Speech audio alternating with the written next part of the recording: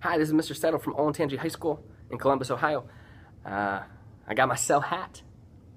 I'm ready to rap about the cell membrane. Goes to a beat like this. Boom, boom, ba-doom, boom. Boom, ba-doom.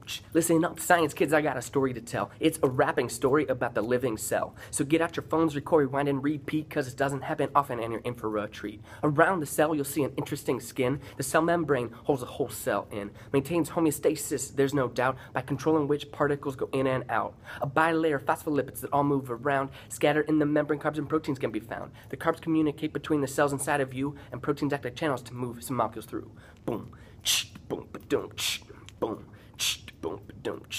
Even though we cannot see these molecules clearly, they move around in gases and liquids freely. This moving through the membrane is called diffusion. I hope you're taking notes as I clear up the confusion. From area of high concentration of solutes, the particles move towards the low as they diffuse. Because no energy is needed in this process, it's called passive transfer, and I hope this makes sense. Because water also diffuses, call it osmosis. There's greater concentration of solute, it flows, and where there's greater concentration of solute, the water is less. Pay attention to the solute, water or you'll make a mess. Boom, boom, ba-doom, boom, boom, ba-doom.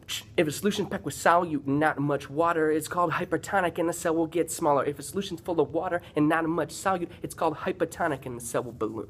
Solution that's balanced is called isotonic. The molecules move back and forth, it's kind of hypnotic. But what if a cell doesn't want equilibrium? Some things should stay out and some things should stay in. The cell uses some energy to work against the gradient. We call this active transport, and it's how ATP is spent. A protein pump maintains this unbalanced state, makes the molecules move from low to high concentrate.